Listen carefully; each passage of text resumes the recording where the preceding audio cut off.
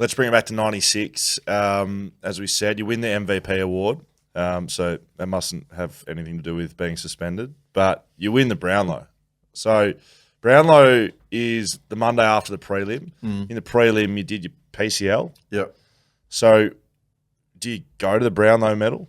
As you know, you don't get invited to go to the Brownlow medal. I was living in Ascot Vale in Melbourne, which is very, very close to the showgrounds in Melbourne. So living in Ascot Vale, I lived with Matty Capuano and Stewie Anderson. Was probably your typical clubhouse, as you can imagine, Will. 22-year-old. 22-year-olds, just eating 2-minute noodles for dinner. And no, I think I was usually the chef in our house at that point. But anyway, Brownlow medal night, I think it was me, Matty Capuano, Stewie Anderson.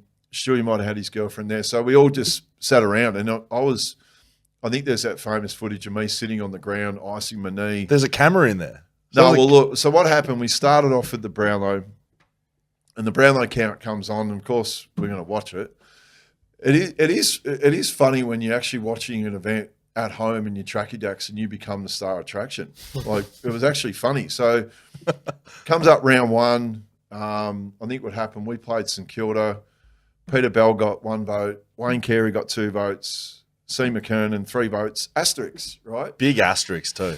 But then big as your name. Yes. So then what happened is that one of my mates who was there, Muzz, Andrew Murray, Muzz then said, I then became asterisks for the night.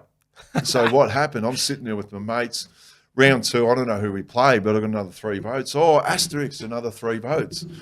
So this all went on kept going on and on. After about 6, 7, 8 rounds, I'm sitting on, like I'm leading the Brownlow medal, right? So it was all fun and games. And then what happened, I think my phone started going nuts. Then I think Channel 7, they might have said, can we come in? And I said, yeah, you guys can come in. But then after that, that's it. I'm going to shut it down, take the phone off the hook. So then what happened, there's that footage where Channel 7 came in, got the footage of me sitting at home, me icing my knee, showing the Brownlow medal count in the corner.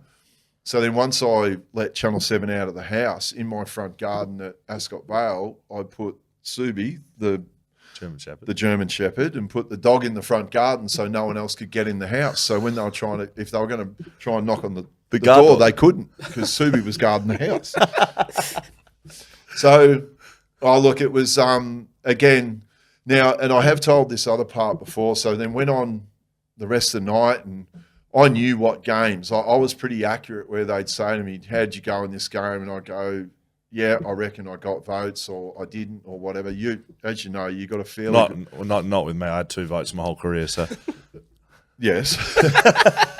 But then, look, they're asking me a different round. So then this sort of bit of panic, actually. The only time in the whole night where a bit of panic going to round 22.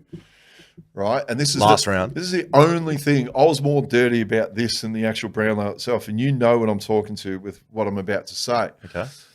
So it comes up round 22. We have to beat Richmond to get the double chance, right? So first half against Richmond, I'm playing on Justin Charles. It's really even. Like there's 65, 70,000. Richmond are trying to win to make the finals at that point, which was not a new occurrence. Yeah. So then the Tigers... Whack to the Tigers. So then the Tigers, up until halftime, kept with us. But the second half, we literally blew them away. Like we well and truly ran away with the game, did it easy, won by 5, 6 goals, right?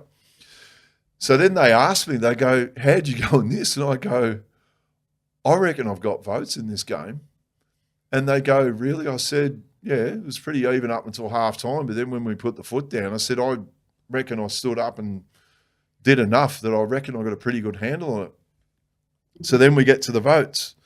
So then it comes up, I think, 1 vote, Peter Bell, 2 votes, Justin Charles, 3 votes, Wayne Carey. And I'm like, I've blown up and virtually tipped the you know what it's like when you play on someone. That's like if you were playing a drinking game around someone's house. They go, ha, that was your opponent. But I'm sitting there and I'm like, they're like, oh, Corey, you've just lost the Brownlow. I'm like, no, fucking I'm playing on Justin Charles. And not that, again, I'm not being a conspiracy theorist, right? I saw an article written by Mike Sheen And I spoke to Mike Sheen about this. So Mike Sheen in the paper, I'm not saying what's in the paper is true, whatever. We all know that, Will. Yeah. Mike Sheen in the paper actually gave me 2 or 3 votes in that game. You just watched one of the best stories from our full podcast. They come out Wednesdays on YouTube and wherever you listen to your podcasts. Get to it.